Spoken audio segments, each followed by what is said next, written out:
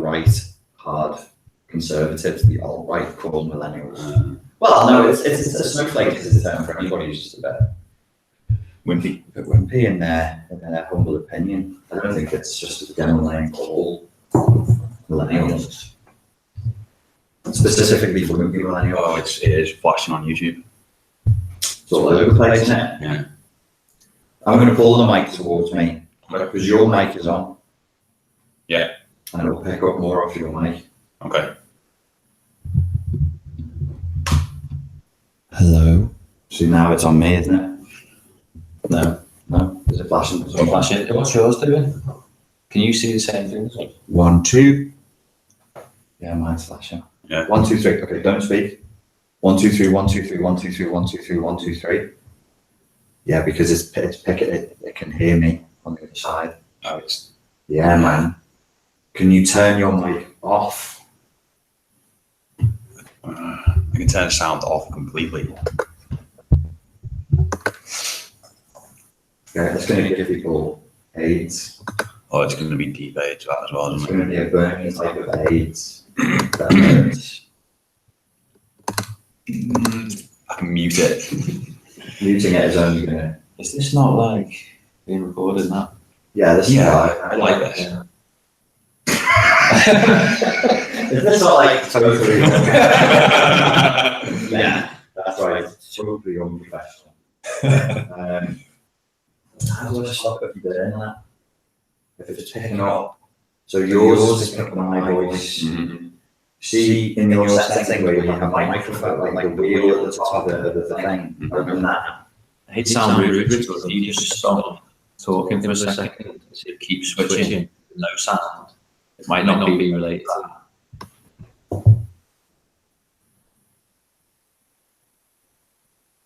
No, it's definitely how it is. Yeah. It's because it's picking up both from both of us at all times. Which is the tricky thing. No, it's only asking me to report additional. Yeah. I think that's going to give people AIDS. I think the other thing we can do is switch off your video, so then they just can't see you at all. All they can see is me. Well, we might like that. That's flashing off. I'm barely looking at it, and Yeah. it's making me twitch. Yeah. That stinks. I'm happy if you want to just be on it. It's like turn it the fuck as fast as you can. I think it's going to have to. So the price, if you just switch off your video Oh. Okay. so it's to the top. Yeah. That's one of the options. So now it's just on me. No, it's still flashing. How are you doing that? Oh, it's still flashing to you. For fuck's sake. Well, what about now? 1, 2. What did you do? Oh, wait there. What about? What did you do? Doesn't mind. What do you mean it doesn't mind? Just happened and worked. What have you plugged chewing gum onto the microphone hole or something? You know what you said to do before when you said mute the microphone? I'm gonna fucking end your fucking life. Mute the mic. Well, no. So you didn't actually mute the mic then? Fucking hell! I'm gonna pick you up by that scrawny neck, shake you until your head falls off. People wonder why I was furious yesterday. Richie, I think you should resolve your emotional flashbacks before you do these videos. I'm like, you haven't fucking met me. Well, so have you got the same picture as me? It's me large, my pink head, and then you guys are in small. Yeah. Which is that's okay, isn't That's it? cool. It's not as AIDSy as all movement. No. When, like, if you're talking for a while, if we're good, we can sort of signal that. I can switch off my mic and then yours goes on. Yeah. You might die under the pressure, though, of knowing that you're on screen. I don't know. Well, listen, we're here with your mate. We are. And your mate is, do you mind saying your name? Or your nickname? Call him Punch. You call him Punch. Why do you call him Punch? It's his nickname from school. What I meant, Will, was what is the fucking story? No, I have to give you his full name if I'm going to tell you why. Yeah, Well, we'll just say that it's a long story that Yeah. isn't actually that long. It just feels long because I've told it that many times. right. And it ends up with, and then he was called Panch. Yeah. Well, I And hope that the leads us audience to- is as unsatisfied with that answer as I am. Fucking went nowhere, that. And then he was called Panch. Right, thanks very fucking much. Okay. And well, I presume the story is funny and interesting. That's the other thing. Yeah, no, it's not funny No, or you're not interesting. missing anything. No, no. Pointless. Okay. Yeah, you're not missing anything at all. I think the rage has got me heated up already. And your background is in mechanical engineering. Actually, I've taken up mechanical engineering more recently. I've got quite an unconventional background actually. Mm-hmm. So I did take up a job as a physics teacher, Right. even though I don't have a physics degree. Okay.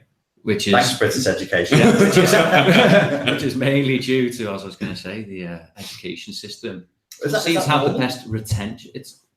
I think within sciences, it's not abnormal because people doing physics degrees is quite rare, and those that want to go in to teach physics to little shits at the age of 16 is also. So you were teaching at GCSE level? To A level. You were teaching all So the way I to had physics A level. Right. And then because I had that, they say, well, we need physics. They're crying out for physics teachers. That doesn't seem that outrageous, really. I mean, you're just delivering a syllabus, aren't you? And what was your degree again? It was biomedical science. So it wasn't like sociology like I took. Yeah. It was, to be honest, I didn't mind doing it that way. Yeah. And it actually got me more into physics and this sort of thing compared to when I was in school. I was not necessarily the most interested in that. It's weird, so it's worked out quite nicely in the end. Back to the subject, it's interesting as an adult, isn't it? Yeah. So I enjoyed it more as I was teaching it and got to see it from like a different side. To be honest, I didn't work particularly hard when I was in school or as a teacher or as a student. Student. All right. But as a teacher, I was working flat all nothing. No, to me, I do remember you being stressed as a teacher. It's a stressful job, yeah. My girlfriend still teaches, and I don't have any regrets whatsoever about leaving. But to be honest, it was difficult, but I did enjoy it as well. It wasn't necessarily the teaching; I just became a bit disillusioned with the education system. Okay. To be honest, and the amount of pressure they put on teachers, unnecessary pressure, really, if you ask me. When was this? When did you come out of teaching? So I did it for 6 years, if you include my training. Right. I worked in the same school for 4 years. Mm-hmm. And I left 2014. Mm-hmm. So around Michael Gove's sort of reign when I was there. I came in, it was quite a happy place to work where I was, even though it was in, socio-economic shithole. Where was it? It was in Lisa. It was in Lisa. Okay. Yeah. So, I mean, there was a lot of problems with drugs and alcohol and things like this, but I enjoyed the teaching side of things. Yeah. But I went in and even the staff there, people seemed happier. And then over the 4 years of working there, saw deteriorate, not just a little bit, massively. The morale of the staff. Just people were getting fed up with the amount of work they're being asked to do. Yeah. And I remember myself thinking, why am I being asked to do all this stuff at home? It's not benefiting the kids. It's just the tick box. So it wasn't legitimate. It was just tick boxes to in case Ofsted came in or to keep people. Just for the Americans who won't know, can you tell us who Michael Gove was? Michael Gove is the education secretary, so he was in charge of fucking up the education system, basically. What was he doing that was making it harder and harder to teach?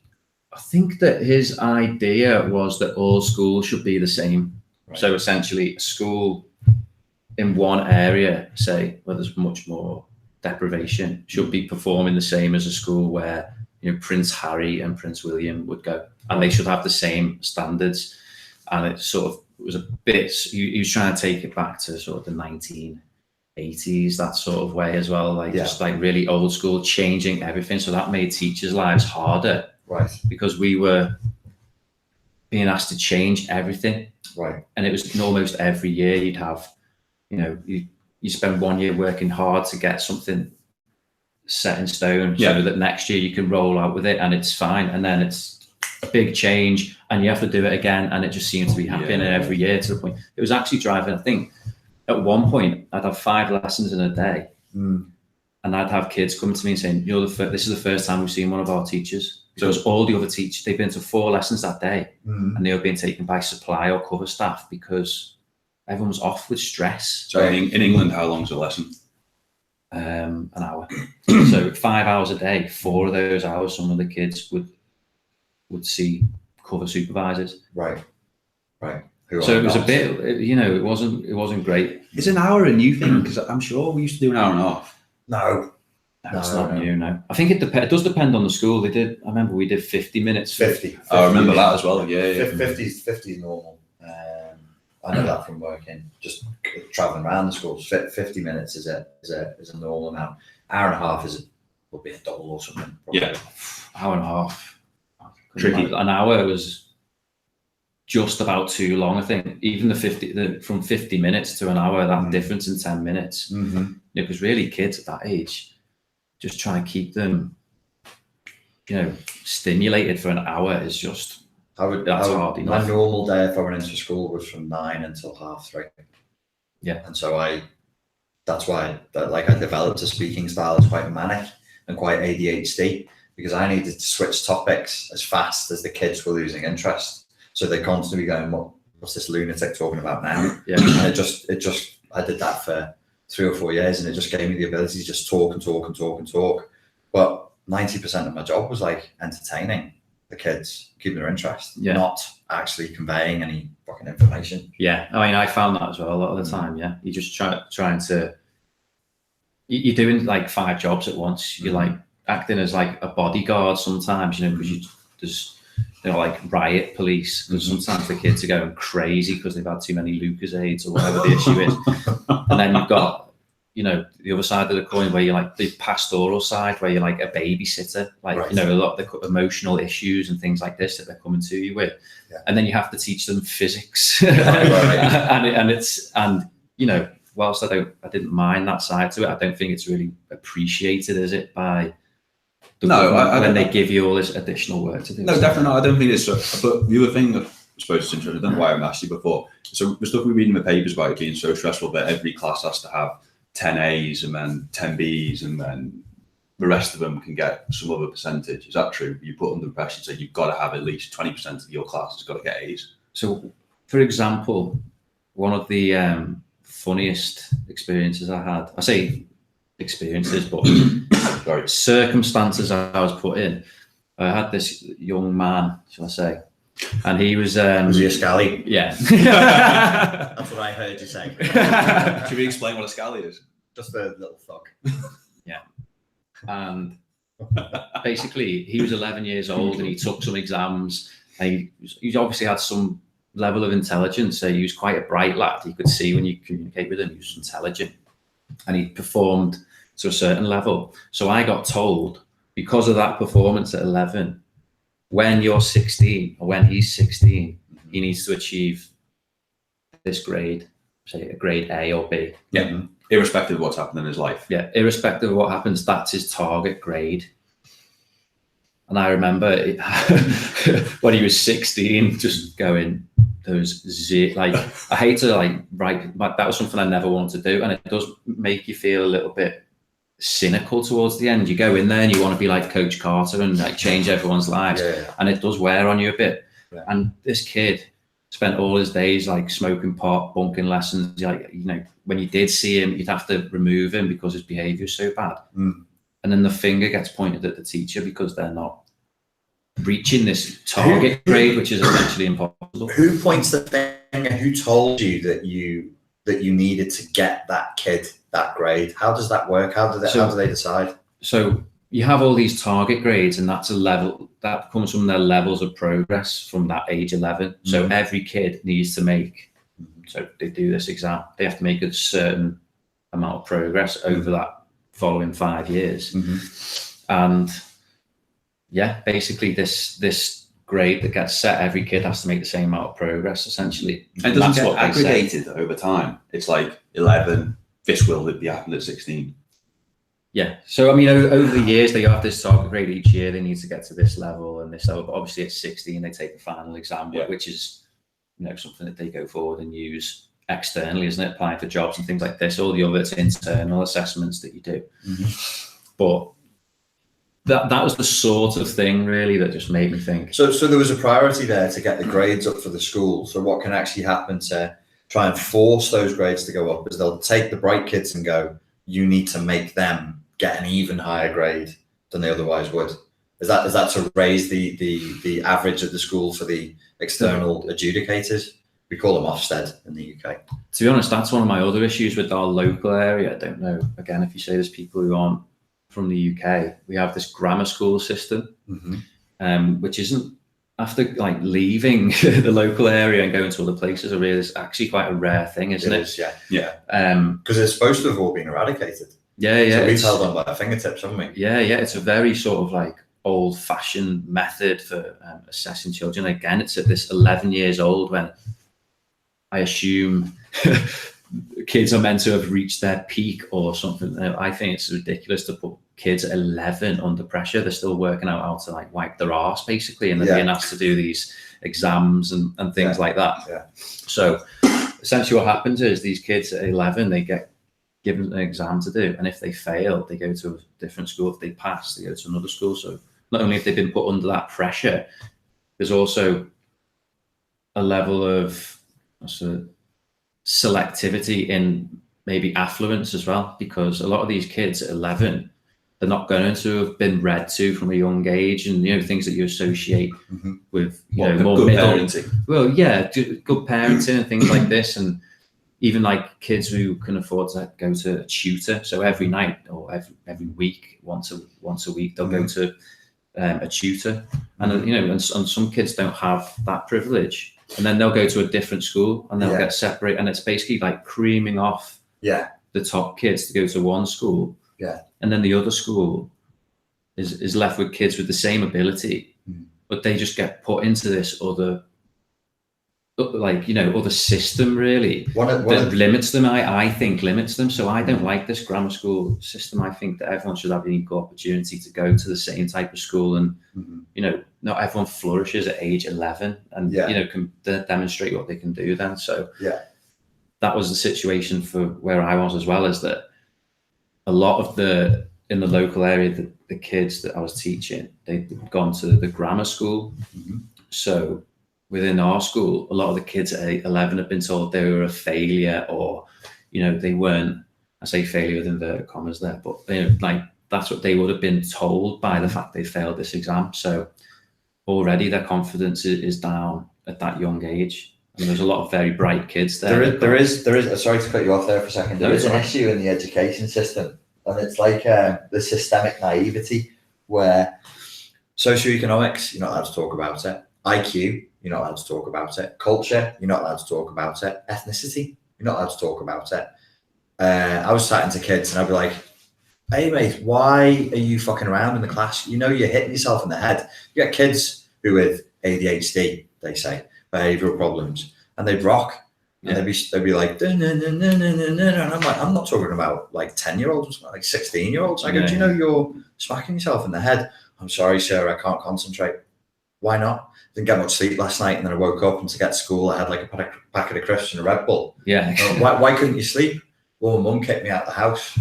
Why did mum kick you out of the house? Well, she had a fella around.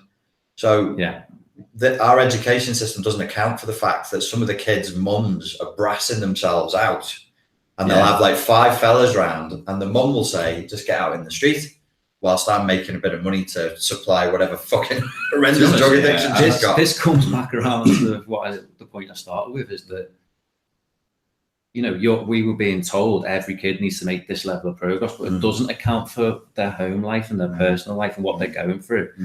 And it is more difficult, if the kids are growing up in a background like that, compared to if they're going to, say, a private school. And if the Michael Gove didn't really account for that, and every school, Ofsted came into our school, and we got told that you couldn't get out at being an outstanding teacher if any of the kids lost focus during the whole hour of a lesson. That's a lot of pressure. But if you're teaching, as you say, these kids who are sitting there and they're rocking and they're hitting themselves on the head, you can't keep 13, 14 of these kids focused for an hour. Yeah, I mean, hang on. So, whoa. 13 or 14? Yeah. I mean, is that what you had in the class? For instance, what you're to this behaviour, there'd be bottom set. So I'd have say the bottom set. A lot of the time, you'd have up to 14 kids in a class. Mate, I never saw less than 30. Just saying. Yeah. No, this is the lowest of it. Yeah. So you're in a low ability. They're streamed. Yeah. So I'd see a year. They'd give me a chunk. Yeah. Give me the 2 lower or the 2 upper. Yeah. So you're for instance, this would be the setted. So you'd have for instance, within one age group, you'd have the highest ability would be set 1, and then they'd be, as you say, streamed into different sets by stupidity.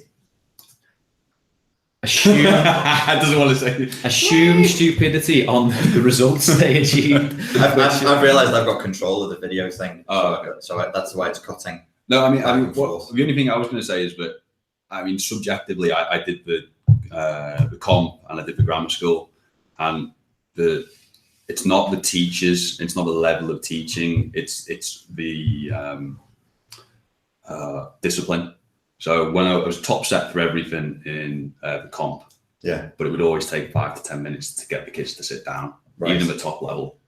Yeah. But then I went to the grammar school and I was either bottom set or second to bottom set for everything. So it was really intelligent kids there, but it was stand behind you. It's that discipline. It was, you couldn't sit down until the teacher would come in. You wouldn't have trouble sitting everyone down. And everyone was quiet, so you could actually listen. In what school? In the grammar school. Okay. So you conveyed that information in a rather gummy way. Sorry. It was frankly a fucking mess. Why don't you have a little think about what it is you're trying to say? No, subjectively, I found it. There was 2 schools. There was 2 schools. Yeah. So one school was these people don't know what grammar is. Yeah, so you're talking tricky. Yeah. So in one school was a comprehensive one with grammar. Yeah. And which was the better school? The grammar school was a better school to learn in. But the quality of teaching wasn't any different, I don't think. Right. It was the discipline, but I don't know how the teachers are meant to enforce that discipline. And I went back to teach at the comprehensive for 6 months, and it was really difficult. And I thought, I don't want to do this. Sorry, I didn't realise you're still going. You thought, I don't want to do this? Yeah, 6 months. It was so hard. Look at the stress on his face. Traumatized. It did traumatize. It's over now, babe. Here's something for you. I'll kick over to your side of the table. You can't convey discipline in school. You can't, as a teacher, as a headmaster or a headmistress, you can't convey discipline in the school. That's the parent's job. Okay, you're already a life coach, a motivational speaker, a fucking entertainer, a bodyguard sometimes, all these things that they want you to be. But it's actually impossible for a teacher to convey discipline if the parents aren't backing that up. Discuss in less than. Well, no, I did have one good story. Is we used to have the my child doesn't lie parents. So we'd show a CCTV video to the parents of the kid kicking another child in the head, and we'd say, "This is what your child has been doing. We're going to." You put them in remove, so you execute them. Yeah. And remove. Your child has been selected for execution. They'd have detention after school. They probably and all that sort of stuff. And the parents would be going, no. Bobby says he didn't do any of that. We're showing you the CCTV. No, my child doesn't lie. Your child is lying to you, and I'm going to keep him for detention. And they go, no, you can't, because I need to pick him up at 4 o'clock. And you're going, but how do we discipline, man? Punch. I remember catching a kid smoking and then telling his mum, and his mum said, the other kids bully him into holding their cigarettes for him because he's got blonde hair. That's my reaction shot. I just cut away to me just doing this. That's what I think of that story. Yeah. Because he's got blonde hair. Yeah, he's got blonde hair, so the other kids pick on him and force him to hold cigarettes.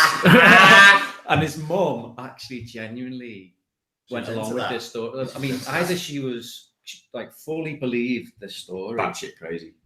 Or she just would defend him to the hilt, like there would be, the sun shines out of his arse, there's nothing he can do wrong. tempted to say it's probably the latter, because she can't actually, because his behaviour was bad all the time. So I can't imagine he'd go home and be a little angel. So I think she just defended him. She'd just genuinely make some bullshit excuse so that he can get away with things at school. And this is what you said, isn't it? It's like, it comes down to the parents not not supporting the teachers. I think we had that a lot of time.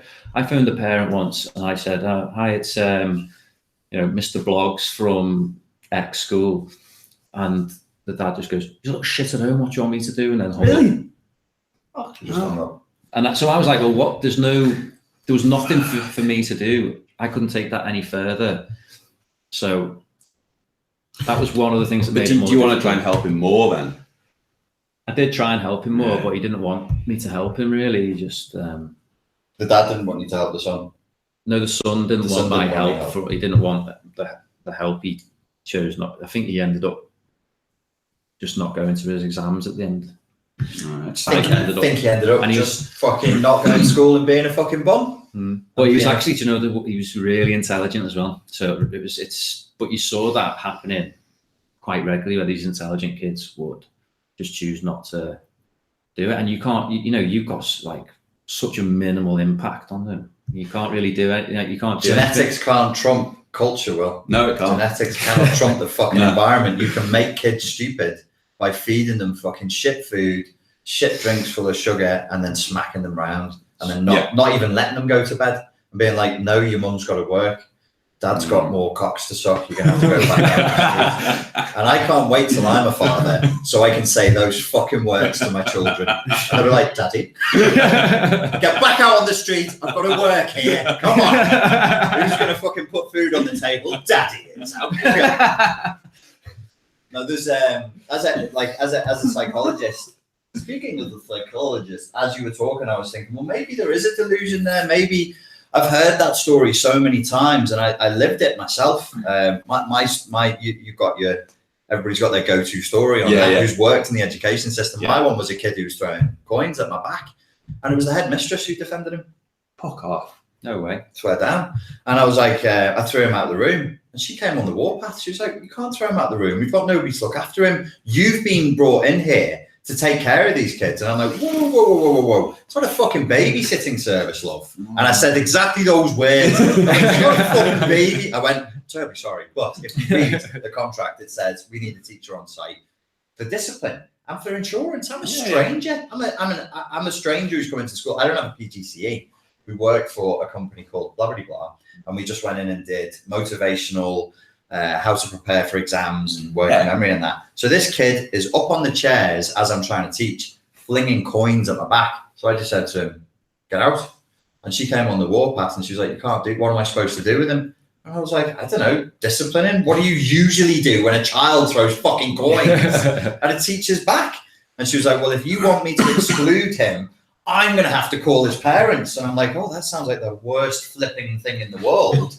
What is your job exactly? She made me write, and because I was young, I went along with it, a written statement of what had happened. My word wasn't good enough. She wanted it in writing. And she was like, okay, well, I'll exclude him then. So even the teachers... He got excluded?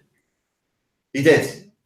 Well, for the day. Oh, yeah, okay. Not like for I had a three kid days. throw a bottle of Lucozade at me because I had tried to take it off him. Yeah. Tried to confiscate. I was like, put the bottle of Lucozade on the desk, please. And he just goes, it's mine. I pay for it. Boom. Really? Threw it, hit me square in the chest. Like rage filled.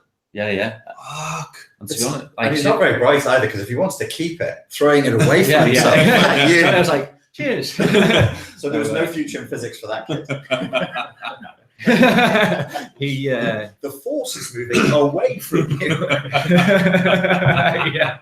Projectile motion. Look, there it is. Excellent demonstration. Thank you, Timmy.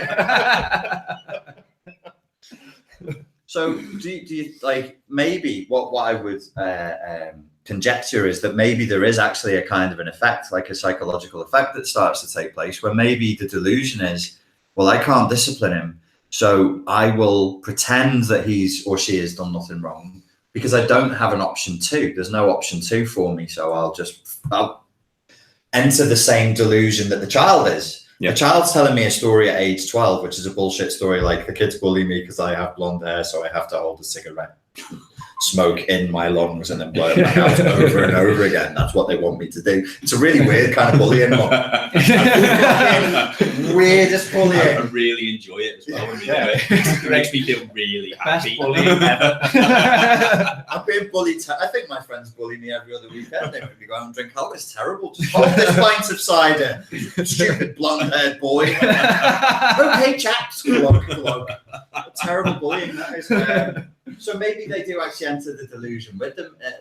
That's called an alloplastic defense. So when something has come into the environment that you just can't accept as being yours to own, you just go, oh no, it's because the moon is full today, or you just fucking make it up. But it sounds like a genuine delusion. She might not actually be, like, obviously she's misrepresenting the truth, but it's not lying. To a psychologist, that wouldn't be lying. It would just be like, fucking hell, you are delusional.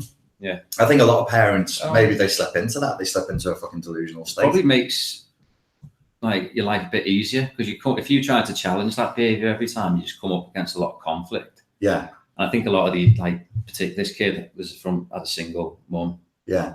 It's probably difficult for us, a single mum, 16-year-old son, who's like presenting these behaviors to stand up to that every day. By the time he's hit 16, fucking hell, yeah, it'll be hard. So it might be. I mean, he was tall. Yeah, he's probably about 6 foot. But I would think if you parented the child properly all the way up to 16, give him to me. I'll fucking sort it. Bastards. Yeah, need a bit of a torture. Oh, sorry. What? No. Mutilation. No, I think I would think that if they've been raised properly up until that age, I mean, I haven't got kids myself, but I would think if they have been raised, well, I've seen it in other environments. I mean, the school that I was in, there were big lads, there's big rugby playing lads and all that. But if some tiny little teacher went, do as you're told, they'd be like, whoa, and they do it. It's just conditioning. It's training. Yeah, you did go to Bergen. You can say. It doesn't matter. I went to Birkenhead Boys School. Yeah. And before that, it was Queen's College in Taunton. They're not amazing private schools, but they are. Queen's College. It's not like it's Hogwarts. It looks like fucking Hogwarts, like a really rapey version of Hogwarts. Stop it! Not allowed to do this. Stop it! Stop it! Not the soggy biscuit game again, sir. I came here for a game of hockey. Get on the end of that. They weren't that posh, but there was a whole infrastructure there that backed it. I mean, well, you guys both went to Royal Grammar. No, you. I went to Anselms. Yeah. You went to Anselms. Yeah. You were Royal Grammar. Yeah. I went to. Well, we shared the bus with lads from Anselms. Anselms was around the same level as Birkenhead Boys. Yeah, it was the same. Like private grammar school. Oh, it was grammar school. I think it changed to being a grammar school. Oh, did it? In '95, yeah. Oh, I just would have just missed it. Yeah, That's how fucking old I am. When I was there, it was we'd get the bus with them and the trains with them and that, and it was a private school then, and probably that culture just carried on. And as you said, like the grammar schools here were good schools. I never taught at St Anselm's, but I taught at Royal Grammar. Yeah, it was a properly disciplined school. Yeah, properly disciplined. Like it was compared to the rest of the country at that time. I mean, London, just like if you're a teacher in London, may God have mercy. This is what I was saying. I remember getting into a lesson and just sitting down, and everyone was like, "Ooh, look at the big man. Who's you think he is?" I was thinking, I'm really not. What, as a teacher or as a student? No, the other kids were going, "Ooh, look at who's he?" And I was thinking, "What's the context?" What are you talking about? I said you fucking idiot! Fucking idiot! Nobody knows. You had to stand behind your chair and wait for the teacher to come in and then tell you to sit down. So as a student, I just sat down. And then they said, "Ooh," because you sat down. Yeah. That's how. That was what it was like. When Will was a child, he denied the rules of his school and sat down. You know what I mean? That's how. But you're mixing it up with stories of being a teacher. So be kind to your audience. There's no idea what you're talking about. So you were. It was considered super rebellious to sit down before the teacher. I didn't do it again. Yeah. Because when he came in, he gave me both barrels. Yeah, did he? Stop it. You bring the history teacher in to help. They fucking spit roasted me. 20 minutes. Did it again. His throat was never the same. Now then, yeah, no, I think I've got that deep voice now. that's what it does. Oh, yeah. You just have a lovely little falsetto voice. If it's like for us, it was the whole system was geared that way. So everything was pointed in one direction, and there was shame. Back to the psychology of it, like there was something called healthy shame, and now we have this cultural value that inverts shame and goes, well, shamelessness is better than being shamed. So in psychology, people talk about shame like it's always bad, like super ego induction to enjoy. Yeah, exactly. So the toxic shame is always bad, but you should have something called healthy shame that stops you from being a fucking asshole. Yeah, which is the super ego injunction to be moral. Yeah, well, yeah. So when that goes, you can't stop people from doing crazy shit because we didn't not do crazy shit because they cut our fingers off. We did not. They couldn't beat us. Like there was no corporal punishment. It was all just a shame-based system. Yeah. And there was nothing. There was no other consequence but shame. If an entire culture just throws shame out the window, I think that's why it's a problem now because parents won't join in. In fact, the parents side with the kids' own naughtiness against the school's discipline, and that it's not just that they don't care about the school's discipline. Easy. They're like, fuck off and go away. What did you say? No, it's like Panch was saying, it might just be easier. You know, they're working until 6 o'clock. They get in, the kids already got there. But we didn't. I thought about that. That's interesting, actually, what you say about the shame idea. The lack of shame. Yeah. Because it has changed a lot, hasn't it? In the last 15 years. Compared to when we were in school, it's massively. A different kettle of fish altogether, the way that the kids even view their education. And like, I know that it's always been there, but there's definitely something that's changed. I think in terms of respect for teachers as well. Well, the whole cultural landscape with in a bad direction. So I think in 2008 with the economic crash, nobody seems to be talking about that, but that's in the backdrop. Like we live in another world now because financially we're just not in the same place, and now we're seeing it with people. Well, your generation my generation has to deal with it. It's a gig. You know, everybody's working around gigs. You don't have a job for life anymore. It's whatever you can get for as long as you can get it. Yeah. I think once the wheels fell off on why are we doing this, you can't make somebody do something for no fucking reason. So I think I was at the very, very tail end of when you could actually say to people with a somewhat straight face, if you get a degree, you will be paid a higher salary. If you say that now with a straight face, your straight face deserves to be fucking slapped. Because that's just... I mean, I would disagree. What I would say now is don't go to university unless you're going to take what you'd call a subject that gets you straight into a job. So if you're going to go to university, take law, take... Because law is going to get you a job. No, but all my friends have taken medicine, law, taken engineering, taken stuff like quantity surveying, taken specific subjects for specific jobs do earn well. The rest of us, not so much. What do you think, Pants? I think there's some truth in that. It's difficult, isn't it? I think if you're passionate about something and you want to learn about it, you can't say to someone, don't go and do this degree because you're not likely to get a job. But I think there's obviously certain degrees that increase your employability, isn't there? And I think, especially as the as you say, the climate's changed, hasn't it? The jobs of the future are not what when we went science, that's changed massively. When we went to university, for instance, you were saying sociology, like that. Yeah.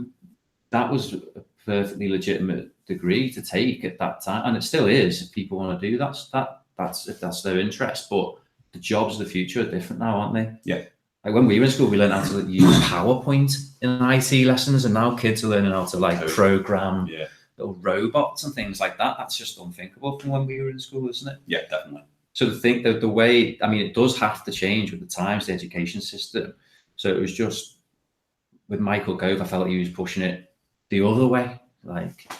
But again, I'm sure if you asked any teacher, they would highlight Michael Gove as being the biggest prick in the country, probably. Like he's genuinely, any teacher, if you asked them who's the biggest prick in the country, I'd say 90% would say Michael Gove. For the changes. He's a buffoon as well. He's a buffoon, isn't he? He's just doesn't help himself, does he? Let me put the case another way. Okay. So the education system that we have today is not the education system of always. Like the education system of always was probably well, always, like if you take it back to Greek times, it would be one master with 5 students, and you'd be learning gymnastics and poetry and philosophy and mathematics and the stars and all that, religion at the same time.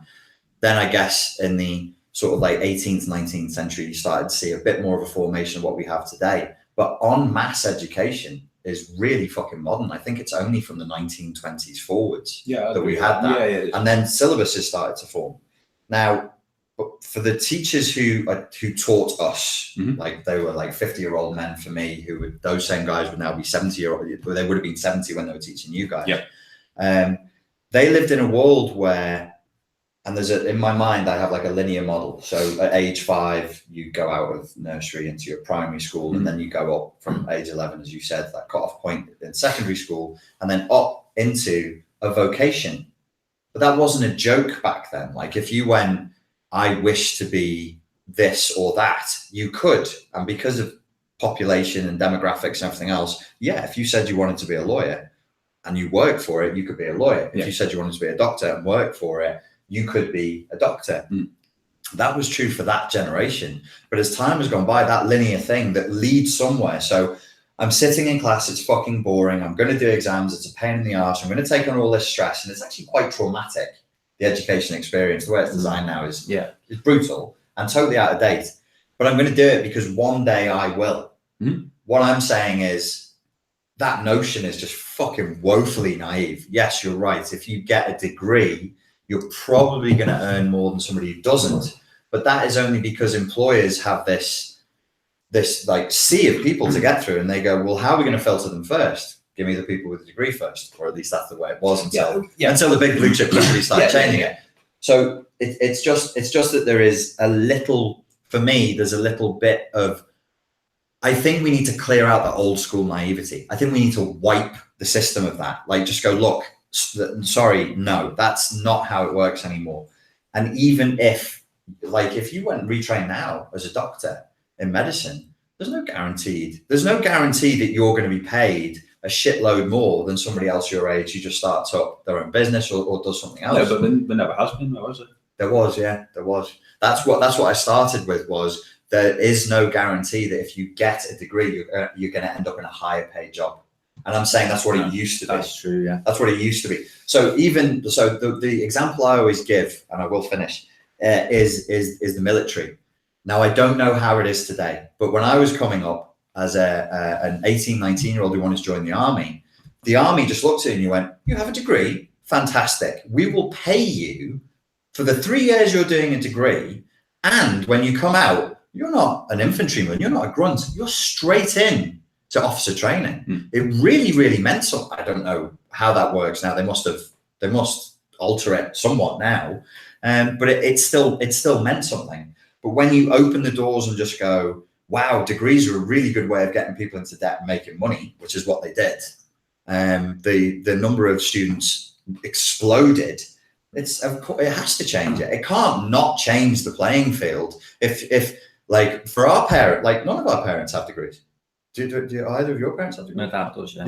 So your dad's really clever, because in that generation, you were proper fucking clever to get a degree. You and I have a degree. Neither of us are particularly smart. No. You have a master's. I do have a master's. So that was hard, I have to say. Yeah, well, it is when you think. My dad.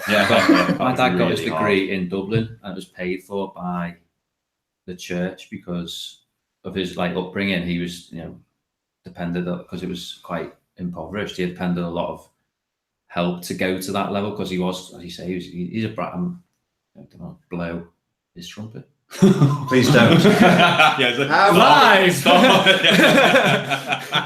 But it's all gone very Freudian, very. But yeah, no, he's an intelligent man, and the church paid for him to go to university. Right, at Dublin, which is a good uni as well. Yeah. So what was he studying? He did medicine, right, and then he hated Dublin because I think there's memories of living there. So he just moved straight over towards Liverpool. Second he finished university, got on a boat. He said, I'm sick of Dublin, I'll go to somewhere that's nothing like Dublin, and went to Liverpool. He just wanted to get away from there. So, and then that's where, and then he just settled in. Do you think there's a case for saying, I don't think anybody would argue that the education system is in a bit of a fucking mess. And probably most people wouldn't argue the reason why it's in a mess is because it needs updating. It's not designed for the modern world. Do you think there's a case for sort of wiping the slate clean and starting again with a whole new way of doing education?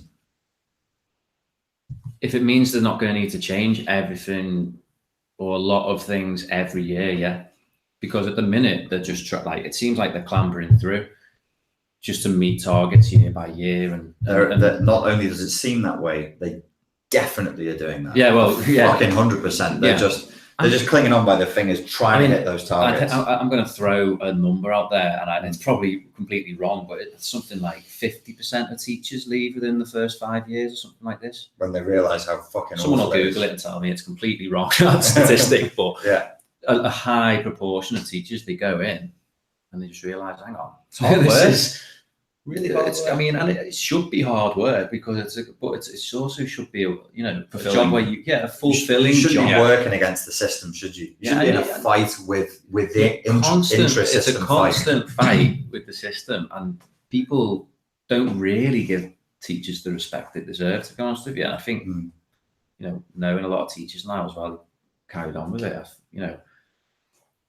definitely, and having done it, I feel like people just say, oh, you get the holidays and all this sort of stuff, but my girlfriend's on holiday now.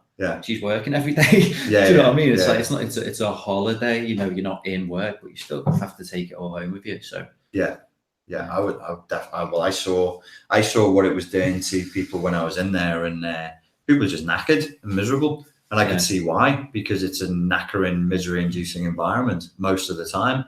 The only schools that weren't like that, the wealth didn't make that much of a difference. I went to that all-girls private school that Bob Geldof's daughter went to. Oh yeah. Fucking animals. Yeah, absolute fucking animals, and they're the children of multi-millionaires. Proper posh little school.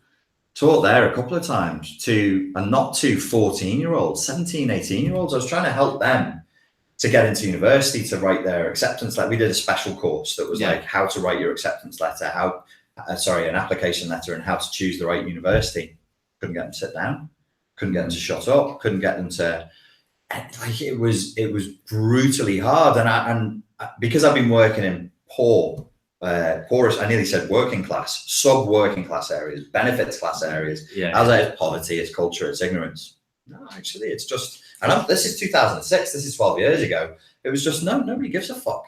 This is not, so even the university degrees have been so devalued by them. When I was trying to help get these kids through, nobody was taking it seriously. It was just, this is going to be 3 years for me to go and get pissed and party and pick up some STDs. Yeah. Good point. Well made. So you moved out of teaching physics, and you actually developed an interest in physics in the end. Yeah. So I mean, it came from teaching physics. I came across some of the things I was teaching in renewable energy, things like this. And I just thought, if I'm going to do something, at the time I was 27, and a lot of my friends were getting married, having kids and things like this, and I wasn't at that point. And I just thought, if I'm going to do something else, I'm going to do it now, really, because I don't really have, I imagine further down the line, I won't have the opportunity to. So I went back to do a master's for 1 year in environmental and energy engineering, with the idea of getting a job working on renewable energy projects, things like this. And then as it happens in life, I just stumbled into a PhD. You can't. I don't think you're giving yourself credit there. Like, you didn't stumble into a PhD, do you? Well, so I just got introduced to someone who had this opportunity, and he said to me, "Would you be interested in it?" And I was like, it never crossed my mind. Who was this someone? Was that a professor or? Now my supervisor. He supervised my project, but he was he was a lecturer at the university, just and he not was a professor, but he was one of the lecturers. Was he working on his PhD? No. So he was a doctor. He'd done his postdoc. So he was like. So he is a PhD. Yeah. He's not like I think. So just to be clear, this isn't a fucking guy in the pub that went, "Do you want a fucking PhD?" Mate? No, well, he's a lecturer at university who has a PhD. Yeah. And he wouldn't have asked you if he thought you were a fucking. If he thought you were not very bright. Yeah. To be honest, stumbling into it, you did not. I mean, I didn't feel like it was anything I set out to do. In fact, it never even crossed my mind until that day when he asked me, and I went back home and I was like, what do I do here? I've never even thought about doing this before. And then, sorry, can I just stop you for a second? Indeed. Well, can I talk to you as a fellow thick person? Yeah. My mate who lives down in London, who you know, and his wife was cherry picked by Birmingham University to do a master's in economics at Birmingham Uni, and they paid for her to go there. She tells the same story. Fucking stumbled into it. Yeah, it's all bullshit. Fucking stumbled into it. And I'm like, did you? No. You clever fucker. Did Birmingham University just go, who shall we choose? Any idiot in Asda. They saw her in the shopping queue in Asda and went, do you want to do a master's? In what? In fucking economics? Yes, I do. I shan't pay for any of this. Just dumped it and off she went. So yeah, fellow thick person, you understand where I'm coming from. Yeah, I know. Where you coming from? I also know that neither of you are thick either. Patch, go on with your intelligent person story. Tell us how you stumbled into your PhD. I found a fiver. To be honest, that is the story. You just and then I accepted it. Yeah. You said, so is this a project that he wasn't working on it, but he knew somebody who was, and he linked you guys up? I can't remember. Yeah. I'm sure I've asked you. Is your PhD continuation of your MA? No. Okay. So yeah, it was just one of the guys who I was doing my masters with. He knew someone who had this PhD. He was like, you might be interested in this, and they said, so I met up with my now supervisor, who's like really good guy, and he said, he described it to me like this: you see these things? They're called bearings. They are really fucking boring. But do you want to shoot neutrons at them? And I was like, oh, that sounds. Give you a little hard on, didn't it? A little, yeah. What now? This is now. Here we go. Right, so try and keep up well. And I'm going to try and keep up. And you and our brains working together will figure this out. Oh, no. What is a bearing and what does it mean? I know what a bearing is. Shut up, Will. Will's going to tell us what a bearing is. No, I'm not. Come on, mate. No. They help axles move around. Yeah. Essentially, they are really fucking boring. But if you have a machine. A bearing means ball bearing. Yeah. Okay. So, like. You have different types of it. Sorry. God, no, you go. No, you. Yeah, but basically, you find it in any machine, and it's just something that reduces the friction of like moving components. So that reduces the energy you put into it, and just makes it more efficient, really. Okay, because we're in the realm of energy efficiency, finding greener solutions to keeping the lights on. Well, even like the car, bearings in, skateboard, anything really that has moving parts, like any machine really will help. Not even machine, anything with moving parts. A lot of things have bearings in. And that's just a way of reducing the amount of energy that you lose from the system. Right.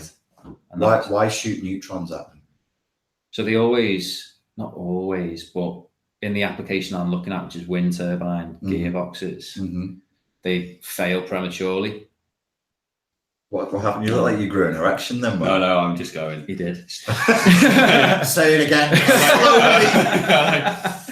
Already starting to lose me. Wind turbine gearboxes. Oh, that's my favourite. Do you grease them up? You do in my mind. You do actually, yeah. I thought we had self-lubricating. Well, there's lots of different types, but we lube them up. That's not a bit, Richard. We lube them up. Fucking bet you do. Right, got it out my system. So you shoot neutrons at bearings, and what's the end goal is to make them more efficient, right? Well, so we're looking at why they might fail prematurely. Oh, okay. So like they always fail prematurely on the wind turbine because you get these sort of conditions. You get a sudden gust of wind, and they have these things that are called overloads. Yeah, and it's believed that they cause the bearing to have this sort of a defect in it, basically, and it will fail prematurely. And basically, I'm trying to look at the stress inside the material. So is firing neutrons at them to stimulate stress? No, you can just measure the stress in a certain volume of the material, right, using neutrons. So you shoot a neutron in, it comes out at an angle. Like in physics, the diffraction, something that it's a wave property. So if I actually fucking know what he's talking about. Yeah, I'm remembering GCSE physics, diffraction. Well, I took an HNC last year, and I'm it's just slightly there, but I didn't go to quite your level. So because Panch, actually, I did an HNC in electrical engineering last year, and every time I was stuck, I was like, Panch, can you just have a look at this equation for me? And within 5-10 minutes, he'd have taken a picture. And like, yeah, done that for you, Will. Next one, done. It wasn't quite like that. And if Will's HNC examiners are listening, that is not true. They're just trying to Google your name right now, Will, so they can fucking knock you off the whole course there. So, so as you're doing this, you're measuring. Did you say the diffraction of? So essentially, if you put this, the neutron is a particle, isn't it? Yeah. But wave particle duality states that particles possess wave behavior and waves possess particle behavior. So for instance, like light is a wave, isn't it? Yeah. Or we see it as being a wave, but it also possesses particle behavior. Yeah. Such as photons, photons. Like, so that would be the equivalent of the part. I'm saying this and someone's going to probably say, does it change in relation to who's observing it? And is that the observer effect? Is this relativity stuff? It's the one bit of quantum physics I know about. Quantum, yeah. Is it they act like particles sometimes, they act like waves at other times? Yeah, so they possess behaviors of particles and waves. Right. So photons do that and neutrons do that as well. Yeah. So that means that a neutron can diffract, which is a wave behavior. And essentially, this is going back a little bit now, right. Rewind. But the facility where I've been working for the last 15 months has quite an unfortunate name. It's called ISIS. And we got there first. There's a hairdressing salon down the road from your mum's called ISIS as well. And I'm like, why don't you just change it? Why not just change it? But when you got there first, you feel like maybe someone No, else should keep change it. it. Yeah. Have you ever seen that cartoon Archer? There's a really good cartoon on Netflix, and it's called the the International Spying and Information Service. Yeah. Before ISIS ever kicked off, but it was only like 2 years before this whole like popular TV show comes out. And they're just saying ISIS all the time. ISIS is fighting the CIA. ISIS is working with the CIA. Blah blah. And eventually they're like, we just need to change the fucking name of this thing. Yeah. So you're working for ISIS. Yes. You won't believe it when we get like a training course, like for 2 weeks. And, where have you been the last 2 hours? Training course with ISIS. Yeah. Where was that? Oh, Syria. Is it spelled the same? Is it ISIS? ISIS. Wow. It actually comes because I think, again, this might not be correct, but I'm under the impression it comes from the fact that the River Thames, part of the River Thames that runs through Oxford, is named the River Isis. Oh, right. Okay. And that's because of the Egyptian goddess of wisdom or something. I think. So it's been like, that's historically, it's been a name there for a while. And then the other guys came and ruined it for everyone. Yeah. But lovely Egyptian name. And spoiled it all. Or something like this anyway. But yeah, so that's the name of the facility, and it's a pulsed neutron source. So it's different. So there's one in France that I've been to, and that's a continuous neutron source. And essentially that's just a nuclear reactor. Right, okay. And that just gives out neutrons continuously. And you just collect basically all the neutrons come through, and you just almost filter them. So you're looking at one energy. That's what a continuous neutron source is. And this is probably really boring. But then you go to the one that we have, and we have a synchrotron. So it's quite a small synchrotron. The Large Hadron Collider. Yeah, that's a synchrotron. Big circle. A massive. Yeah, basically it's a big circle with magnets that like accelerate particles around. Yeah. So you work at one of them. Yeah. So we have one there, and essentially it's not the same because it's a lot smaller. Like it fits under a mound. It's not anywhere near the size of the LHC. If you think about that's a couple of miles long, isn't it? That thing. Large Hadron Collider. If I remember rightly, it's like 27 kilometers really? or something like this. But it goes into like France and then back into comes back into the country. But they are building a bigger one, though, aren't they? I think they're extending it from rightly. Yeah. So you're working it even bigger. It's the same principle, but just much smaller scale. Like because at the Large Hadron Collider, they're looking at like the origins of the universe and stuff like that. Is that what you're doing? So, I wish. No. With the turbine Let's say it's more applied what we do. Right. So they're looking at origins of the universe because this is so big they can get these huge energies. But for what we do, we don't use that sort of energy. But so essentially, we just start off with a helium ion, so it's like a proton, 2 electrons, and then you can strip the electrons off. So I said helium, rewind again, hydrogen, and then you're left with a hydrogen nucleus, and that's a proton, and then you can speed it up, as I say, in the synchrotron, and then they'll fire it at this big thick block of tungsten, which is quite dense material, and then as it hits the tungsten, essentially what happens is you get all these neutrons given off, and they get filtered, funneled down different beamlines, they're called, and then down each beamline there's about 30 roughly where we work, and there's always, on each one there's different experiments that go on.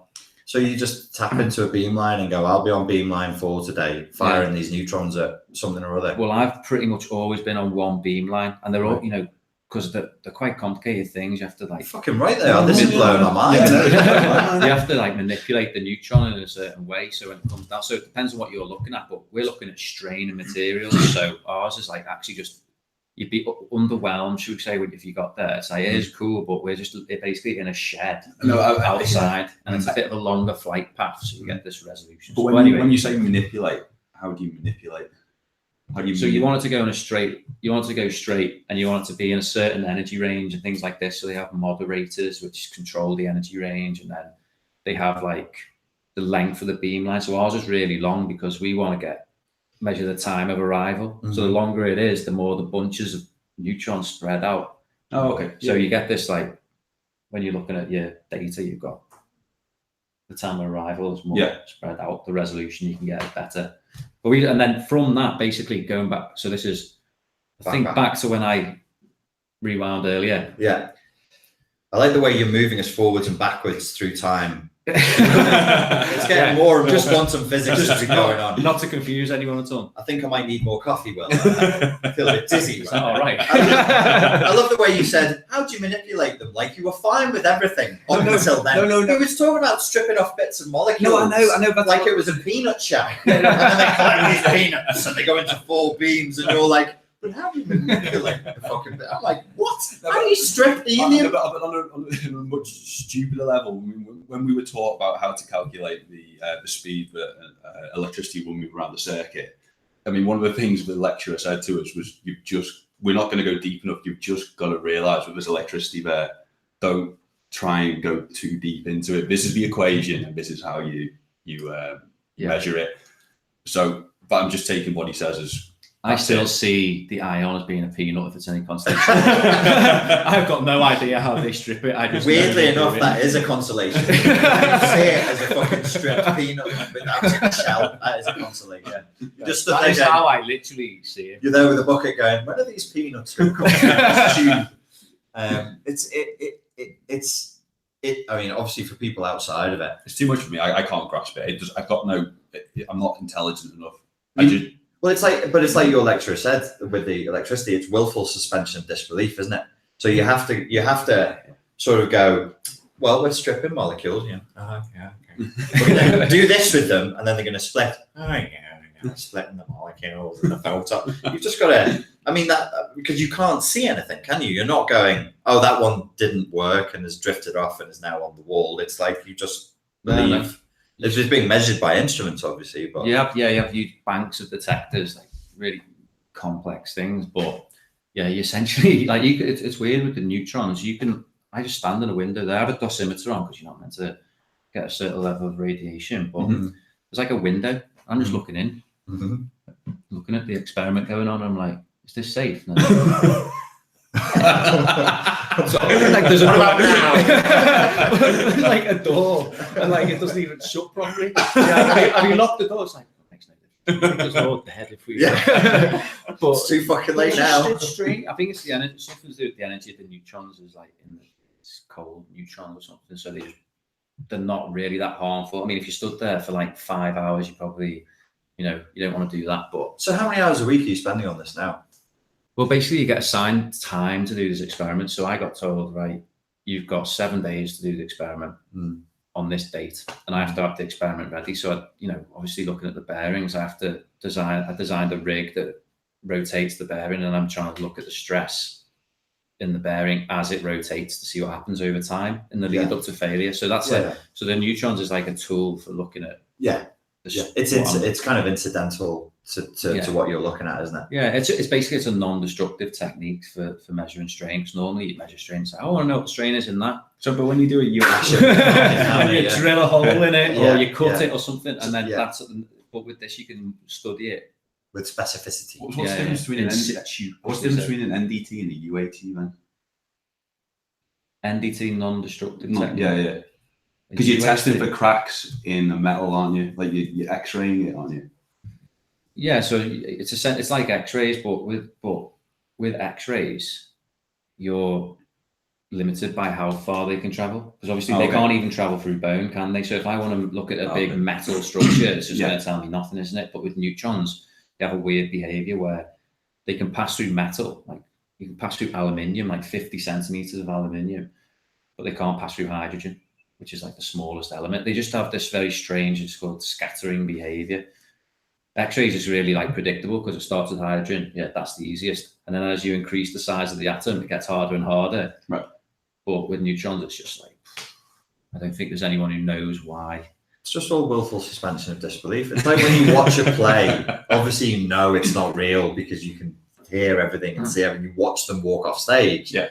But you just kind of have to just go along with it, I guess. Yeah. You reach a point. Yeah, at first, I remember when I first got there, I was like, oh, what's going on? And I was trying to understand everything. And then I just realized, like, I'm never going to understand this. Yeah. I just like get this done and get out of here. Yeah. Like, you know, like it's interesting and everything. Don't get me wrong, but as you say, you could try and understand it all and go mad. Do you know what I mean? But I did go mad the other night. I was looking at it's called the spooky effect, and it genuinely is quite spooky. It's a spooky effect of particles. Hey, listen, don't be. I'm a doorman. All right, I used to match people's heads for a living, and then I was a taxi driver. It's something to do with being able to communicate over really super long distances. And if this particle over here is connected, why would it be connected? You would know, I don't. If this one moves in a certain way, then this one that is an infinite distance away will respond in the same way. So maybe they can have a communication system that covers huge distances. It's important for interstellar travel. Have you ever heard of it? Spooky effect of particles? Yeah, like a little bit. I don't know any. Like, it should be called the head mangling effect of particles. I was like in bed reading it, going, I think I've broken something. They'll never come back. I don't understand how like quantum mechanics is just like it's quantum mechanics, string theory, all that stuff. I have no idea. It's voodoo. Yeah, it is. Yeah, it's dark magic, and that's how they're gonna. Anyone who says they understand that is lying. Right.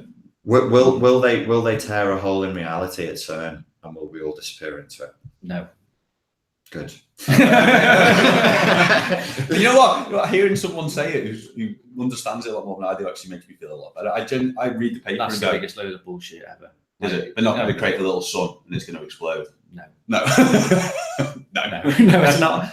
Look at the facial expression. No, stupid people. It's like does the number 37 bus come this way? No. Will CERN destroy the world? No. Exactly the same facial expression. Neither thing will occur in this world. Okay, so I was asking Panch before, what is it? What's it there to achieve? What is it trying to do? Well, it's research, isn't it? And it's I said this before. What's it's its like application? Fundamental science, isn't it? It's looking at like how did the universe begin? What is gravity and all this stuff that only very few people actually ever understand anyway. Right. So it's. Wait a second. Well, did you know they don't know what gravity is? There's no explanation for gravity. Did you know that? But Newton said an apple dropped. That's not an explanation. And is it magnets as well? Is in a similar sort of thing, isn't it? We don't really know what's going on. We can't. To certain levels, they have these theories, don't they? Yeah. But, I mean, I don't know what's going on either, to be honest. But it's not mapped like biology is mapped or chemistry is mapped.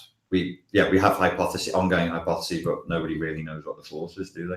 Yeah, it's like, I mean, this is like really taking it off topic, but it's like religion in a way, isn't it? Well, Like you can't discuss physics at this level without getting to religion eventually. You can't see it. You have this thing that's written down that you look at and you say, I trust that, even though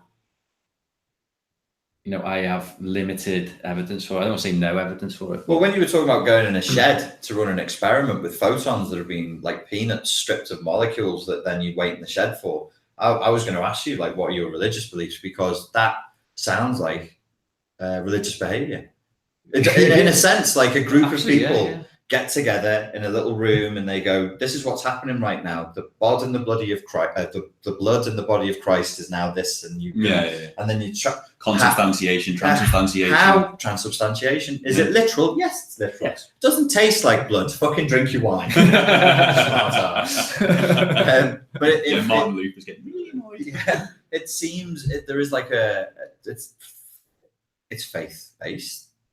Kind of. Yeah. I mean, not faith as in God, but faith as in physics. Well, yeah, that this thing is happening, and what I see come out of it, the data is telling me, giving me this information. I just trust it. Because if it was a massive prank, you wouldn't know until it was over. When I've been doing these 7 days experiments without sleeping, I have considered the fact that some days you come home and go, they fucking pranking me. Like we've got that bell end collecting the neutrons again. How many did you get? 17. I have had it before, where like I had to get these 3 chairs, put them together, and lie there like half an hour before I needed to do something. I was like, see if I can get some sleep, and I would just stare at the ceiling and go, someone's watching me now and laughing. The fact I'm doing this at like 4 a.m, like changing something. Like, but I mean, that's just what. That's science, isn't it? It's just you have to do. That's I mean, like the way it was. It's just that's what I had to do, so I just did it. I'm going to ask you about religion in a second, but just purely from a science point of view, how does it feel being able to do you go in feeling privileged, feeling excited, feeling happy, or do you go fucking hell back in the shed? Really, honest, it varies. Yeah, like some days. Like, I hope nobody involved in this project is watching right now. Me too. Fucking hate it. But no, to be honest, it does vary. Like some days you're like, I'm very privileged. Like not, who gets to say that they've done this and experienced this. This is real science. This is cutting edge science, isn't it? But no, it's great. But sometimes you're like, why the hell am I doing this? Yeah. Just get me out of here as soon as possible. Yeah. So you have mixed emotions. It varies. Like I had the same thing with teaching. Yeah. Some days I came back, I was like, love this job, and then sometimes I'd be like, I hate it. It's the worst job ever. It just varies. Like, but yeah, I was very lucky with that, because I would always get like, I'd skim the cream of that job, which was actually helping people, and if I wasn't helping them, I'd just jettison them. So I'd always get that little endorphin high. So if there was 30 kids and I only helped 3 of them, I'd be like, at least I helped 3. But actually being a teacher, you might do 5-6 days and not really feel like you're not there to help people, are you? You're there to deliver the syllabus. Yeah. It's a strange one, yeah. But before we get on to the religion question, well, I can see you looking at the comments. No, I was looking at the comments, but I was asking Panch before as well. What is, in your opinion, what's the most interesting bit of research happening at the moment in the world? In your opinion, before you answer that, people, now is a good time to ask questions, because we're going to wrap up in about 15 minutes. So questions end in a question mark. Here is a question, and it ends in a question mark, and preferably 1 or 2 sentences and not entire life stories that are 5,000 words long. Go on, Will. You were asking a good question. Yes. What is, in your opinion, what's the most cutting edge stuff, or what do you think is most interesting? I mean, it's always going to be medical stuff, isn't it? The way, because what I'm doing is looking at why a bearing fails. Realistically, there's very few people who give a shit about that. But medical stuff is literally saving lives. So I think really the cutting edge science is, curing cancer. Mm-hmm. You could go into the conspiracy theories that they know how to do it, and but that is the cutting edge stuff, medicine, really. Yeah. I think with in my opinion, with that kind of thing, I'm a big time conspiracy theorist, and I do think some research gets held back, and it is dabbled with. But I really think cancer is a problem. I think cancer is a proper problem, and maybe what you're doing might have some influence in that field. Some of the hypotheses and some of the theories about how these things are interacting might have some medical application at some point. Yeah, you never know. I mean, obviously, things like I'm looking at the failure of bearing. So like other things will fail for similar reasons because it's a fatigue issue essentially. So when something's got repeated stress acting on it, so it's not just bearings, it happens all the time. So it's it could do, but I I think but this whole issue of renewable energy, I mean, it's not it's not a massive issue today, but it certainly is going to become a huge issue, isn't it? I mean, in our lifetimes. That's what I'd love to do is like when I finish this, is like work on renewable energy projects and talking about some of the opportunities that they even have locally. It seems like Liverpool is really interesting. Sorry. I mean, I won't say it. Some of the things I probably shouldn't say on here because they're like not in the public eye yet, and I don't want to. Yeah, fair enough. But there's loads of the wind farm here. If I'm right, it's got the second highest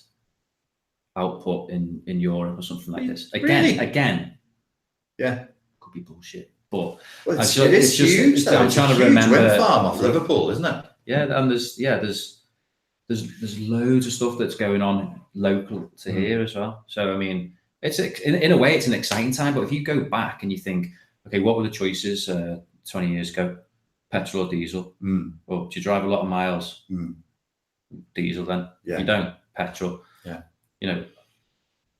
How do you want to heat your home? Well, you've got your gas, electric. But now the options, you have a choice. You go, it's like, hydrogen fuel, electric car, it's the whole dynamic that you were saying this before, like everything has changed so dramatically in quite a short space of time. So you think about in another 20 years, you're just going to have so many choices on everything, really. It's crazy. The lady I mentioned before who walked into her PhD. Oh, it's a bit like Pants did.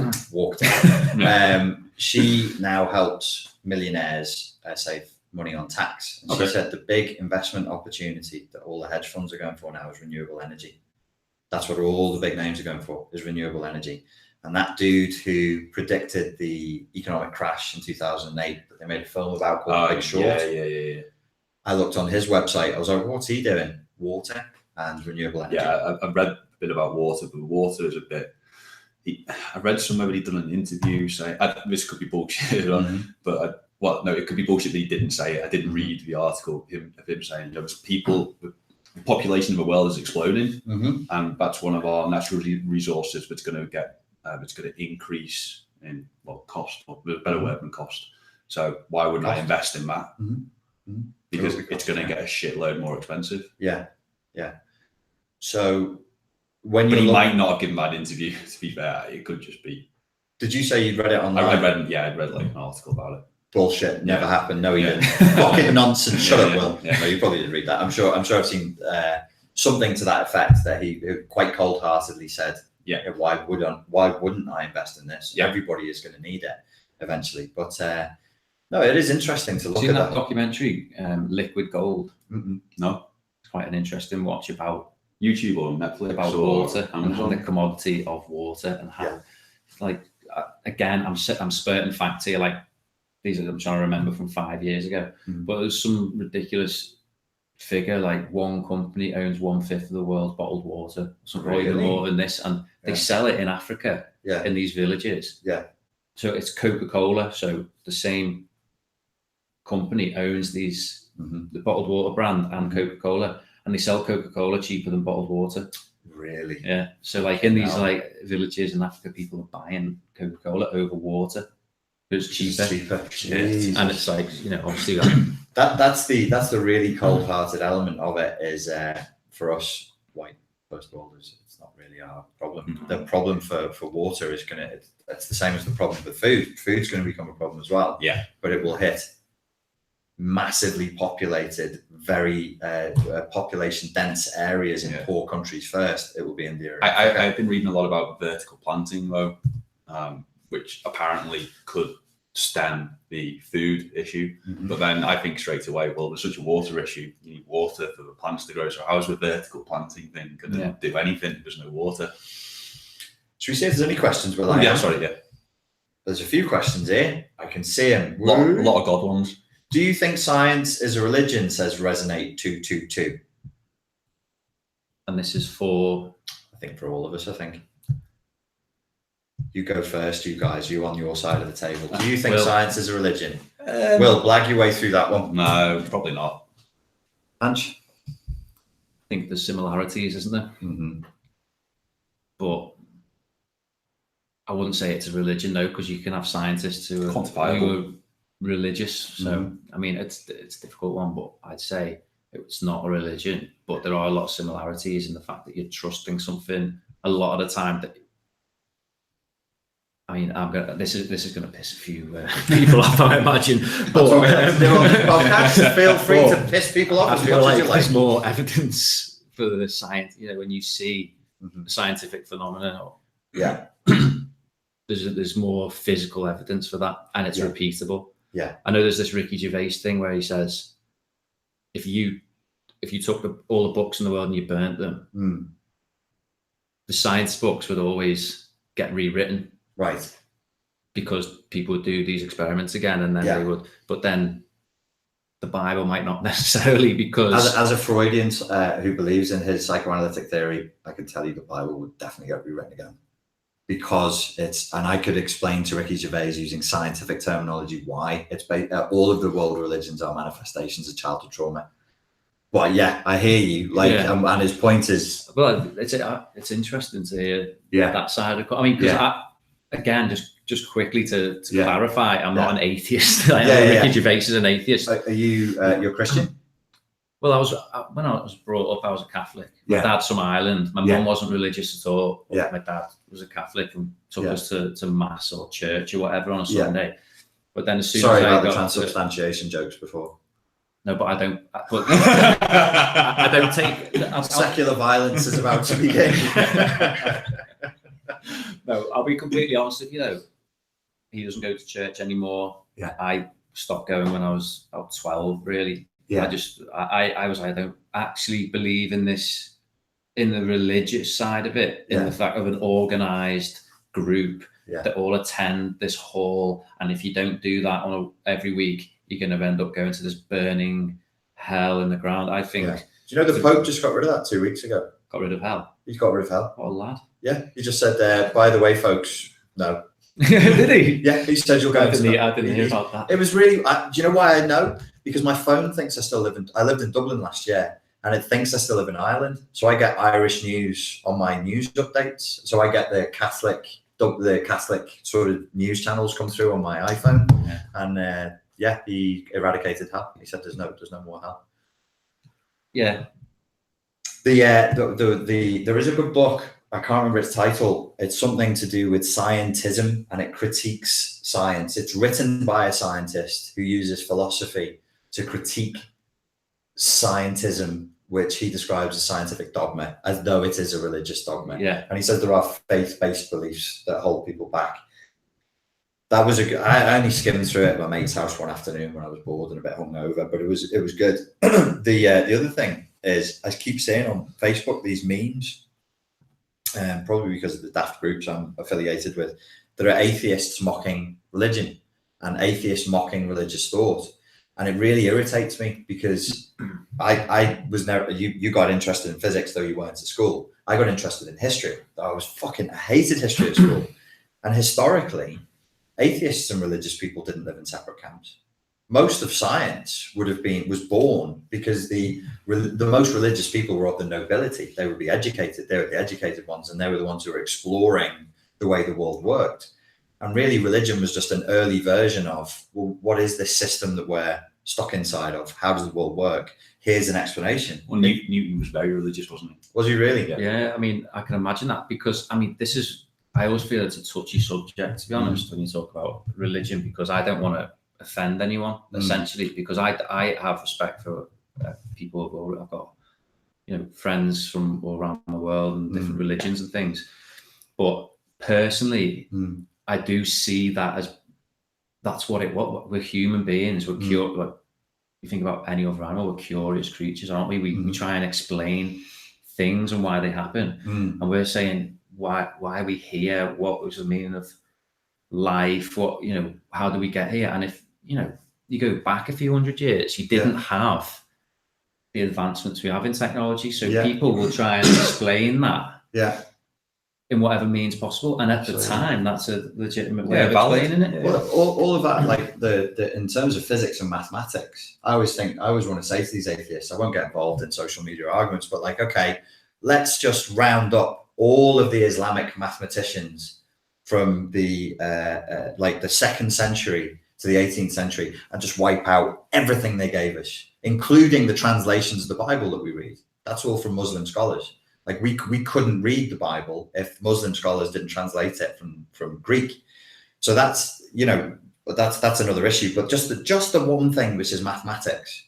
No, we'll take maths and medicine and just target Islam. Okay, no more. Take every piece of knowledge that came from Islam that affects medicine and mathematics. That's a fucking gaping hole in the empirical way that science grows. It's empiricism. That is science. It grows empirically, and science doesn't give a shit where the data comes from. If the data is factual and it's right, it doesn't care if you believe in fucking purple elves with 3 heads. It's going to go, this is good data. We will use good data. That's what makes science. Well, the fact that the good data comes from something that you can repeat. Yeah. So if you have a one-off event that's recorded in a book, this happened thousands of years ago and hasn't been repeated, it's harder for me personally as a scientist to believe it, because it's easier to believe something. Okay, I did it once, I did it again and the same thing happened, and I did it again and the same thing happened. But it is that faith. That's what religion is, and that's, in a way, as you say, that's what science is. But that's why as I say, I don't want to offend anyone, but I feel like I don't really truly believe in religion that we're told that exists. I believe there's it's hard to imagine everything that happens without there being something, some intervention or whatever. But it's hard for me to believe in a God and a devil and a heaven and hell and all these things. Maybe they're just clunky, primitive, trauma-based ways of trying to explain something that is pointing to the truth. Well, it's very scary stuff, isn't it? It's scary. I see it as a way of frightening people into. It was a control mechanism, the way I see the old school religion that seems to be dying out in our generation now. And mainly, I think, because science explains so much now. That's why I don't go. Sorry to interrupt you anyway, but it's your mum was saying that to me the other day. Really? I was talking about the fact that we live in a post-ideological age. I should have looked at. And so I was chatting to your mum, and she was like, well, we don't have religion anymore to scare people with, do we? And I was like, no. She was like, well, what do you think we need? I'm like, well, you can't have nothing. And that is a problem with science as it is now. Yeah, but you're not getting down that, you're going down that road of you can't have moral virtues without religion. Is that what you're getting at? No, absolutely. Of course not, William. And why would you straw man me with this preposterous fucking notion that I'm saying you need to be religious to have moral virtue? No, you're saying, no, I'm not saying where, you're not saying that's where it came from. It obviously we had morals without religion. Yeah, which I believe. No, but I think you do as well. But that existed ideologically. That was the Socratic method was not religious. He wasn't like, you shall do this because Zeus decrees it, and fucking Hades will bite your balls off if you don't. Like he didn't. He was like, no, just be rational. Just think it through. Like, why should one be morally virtuous? What are the consequences of not being like? And we've lost all that. Unfortunately, that time, the Stoics and the Cynics and all of those philosophies that were around then, they went pretty deep on that kind of stuff. But was Epicurus at the same time, though? I don't know if he was at the same time or not. But Epicurus is not a counterexample. It's not an anti-ideology to morality, is it? Yeah. He wasn't saying kill people. No, he wasn't. No. He wasn't the Marquis de Sade. He wasn't like a feast and have a good time and also slaughter the innocent. He was just saying feast and have a good time because it feels good. And you've got one life. Well, I'm sure that would still fit in with like an atheistic worldview. And then you have other problems. Like we think that the idea that we only have one life and we should live it is an atheist idea, but there are many religions that believe that. Jews, for example, have no heaven and hell. They don't. There's this life. Did you know that for the Jews? I didn't know that. Most people don't. Most people don't. But to the Jews, it's like this is it. Well, isn't it that if you're really good, you'll go to heaven? They're like, what heaven? What are you talking about? Show me where it says heaven in their religious books. Where is heaven? So you've got like this weird cosmology that has grown, and it's a fucking mess that we sort of go, well, this is religious and this is atheistic. This is superstition and this is science. And I just think that dichotomy is poisonous because it misses out so much. I think, and the other point I was going to make before, when you're talking like particles and stuff, nothing makes me feel more like religious. My thinking goes, well, if that's true and you can do that, then doesn't that, it's kind of spiritual because you're breaking stuff down to its component parts and it takes you out the crude material world. For me, it does. See, this is what I can't understand is that they sort of go, when you split the atom, you have, you get down to a point where we get to obviously strings now, but I'm going, but you're telling me, is that where it finishes, or are you telling me something gets smaller and smaller? Where does it stop? It's all infinity. I don't. Something that someone told me, work it out. I thought was really interesting is you say that you can't work out how you go deeper and deeper into this thing, but supposedly the ancient Greek, at the word atomos means indivisible. So that's like the word atom means that was the smallest building block. They thought that an atom was the smallest building block. Okay. And then now, okay, yeah, you can break they're like, okay, you definitely can't get any smaller than electron, proton, neutron. And then they said neutrinos. Then? Well, and then they break the protons and the neutrons down into quarks. Yeah. And you're like, it's like one of those, what are they, the Russian doll? The Russian dolls. It's like, you could go, this is definitely the smallest you can get. And then until next year. But then you get into a point where it's so small, it does become you are to a point you can start to you can begin to prove more and more an atom exists. Like we're pretty sure now atoms exist. You got the elementary table, and it's stable, it's predictable, it's repeatable. And that is definitely real. I mean, unless we're being, as you say, winked. The price of God. This was a test of your faith. No, but then you get smaller and smaller, and then as you get smaller and smaller, you're relying on this evidence that you can't repeat as easily, and then it does become a faith then. And like a lot of these, I read this book by an author called Michio Kaku. He's like a theoretical physicist, and he talks about the string. I'll be honest with you, I had to put it down halfway through because I couldn't understand what was going on. Like you check. But it was like just all these theories and things, and it wasn't like that is a religion to him because he actually is, truly believes in all these theories, and essentially that's what a theory is. A theory is like an idea based on evidence, isn't it? But it could be destroyed in a second. So like all these, it's a faith. It's a model of reality. It's a map of reality. Like there was a time where we thought when the sun went away, it, I don't know, got angry with us and had a cob on, was hiding in the room like an angry wife. I've run off into the toilet and locked the door.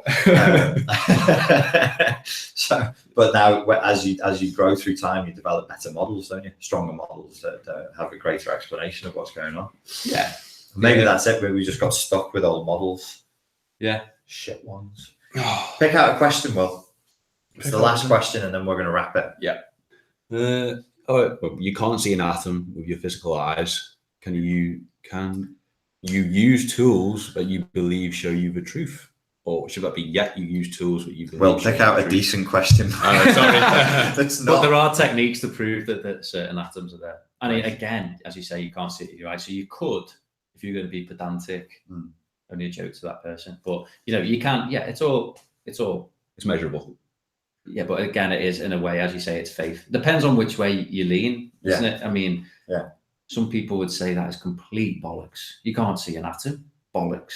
Yeah. But then some people would say, why the bloody hell do you believe in God then? Do you know what I mean? It's like, at least we're fairly confident that atoms exist because of you have a reason. Several techniques you can use to distinguish individual types of atom. Right. And what they consist of and everything. So, go on, Will. It's all on you, mate. No pressure. Sorry, mate. Wheeler, wheeler, wheeler, wheel. This is why people tune in, just to hear me sing will at you. We do. And poo stories. Wheel. Do you have any? I've got plenty of poo stories. What's your favourite poo story? What was your most embarrassing poo story? We've done that. So the worst poo I ever had. Oh, that's a good first sentence to a story. Yeah, I wouldn't say it's my favourite because it was traumatizing. Yeah. No, you Actually, I actually, almost became religious after it. It was that you actually just saying it. I can see like the expression on your face change. You look a little traumatized. Yeah, I was in Cambodia, Right. and I was going around. I had a motorbike, and I was just going around the countryside, and there's all these different temples, and I was trying to explore a bit, and I just all of us obviously I've eaten something dodgy. I'd say the hygiene isn't quite the same as it is in the UK, and I must have eaten something a bit squib, and then it was just out of nowhere. I need to use the facilities. Yeah. So I turned into this Buddhist monastery. Yeah. And there's all these guys with like orange robes walking around. I think they're called monks. Is that what they're called? Yeah. those are definitely monks, lads. I've been to Asia. That's what they call them. They'd all shave their heads. I thought they were scousers. The skinheads, mate. Yeah. So I was just like, at this point, getting a bit frantic because I needed to poo quite badly. Yeah. So, but I was with a tour guide who could speak the language Khmer, and he was like, asked them, is there a toilet that this foreign person can use? And the word there's barang, like, so I just heard him saying barang, and then he probably said, a lot of other stuff needs a shit. Barang needs a shit. And then I said, he points to this shed, and I just remember it being like, you're about to go and explode everywhere. Went into this little shed thing, shut the door quickly, no lights, I had my flip-flops on, I couldn't see anything. I was just water around my feet. Oh no. And it was obviously, just a hole in the ground. Yeah. I didn't know where anything was, but I was so desperate. I just had to put my hand against the back wall. There could have been snakes slithering around there, anything, but I just had to go. Yeah. And then obviously there's no toilet roll there, is there? Oh yeah. And this was slightly on the wetter side of the poo spectrum. Christ almighty. Yeah. I'll be honest, it was highly traumatized. Yeah, no, that sounds horrendous. So I had to go out and ask. This is after you. After I had to go. Yeah, I had to. There was no waiting for toilet roll or anything like this, and sort of just shout over us. There was some girls we were with. Yeah. This Australian girl was like, by any chance, do you have any toilet roll? She's like, yeah. So I managed to get away with it. Yeah, just about. And to be honest, I lived to tell the tale. That's a good. It's a good experience for you. It's just one of those where it's character building, and it makes you appreciate a good, clean Western bathroom, doesn't I it? can go anywhere now. Can you? Yeah, in here. Yeah. I mean, the toilet seat hanging off. There's like graffiti on the walls. No lock on the door. Not bothered. Yeah. Still better than Cambodia snake pet. Yeah. So here we go. Yeah, it's good. It's changed my perspective on life. Yeah. One question, Will, and then we'll wrap it. We've got 2 minutes. I couldn't pick out one. They're more sort of statements. Right. No statements. Thank you very much for coming on today, Pants. I really enjoyed that. Pleasure. That was good. Really good. I enjoyed it. Thanks. We did poop, the nature of reality, photons, education system. Smashed it. And they want you to come back for education system. Do they really? Yeah. We can do that. Like, I think we do get. I should announce it first. Let the teachers come on from Spartan Life Coach, because a lot of teachers who follow. Yeah. And we'll do more of a question and answer format, and let people have their say. Yeah. And we'll just shout at them and tell them they're wrong, and I'll be really abusive and obnoxious the whole time. Upset as many people as I can, and make both of you cry. Make myself cry. Oh, lovely. Oh, it's just going to be emotional, isn't it? And then we'll all poop ourselves. Yeah. And wipe our asses with snakes. Any final thoughts from you, William? Not from me, mate. No. All right. Cool. Thanks very much for coming in, mate. Thanks very much. Yeah. We'll do that again, and we'll invite the teachers on to have a chat with us as well. Ladies and gents, thanks very much for tuning in today.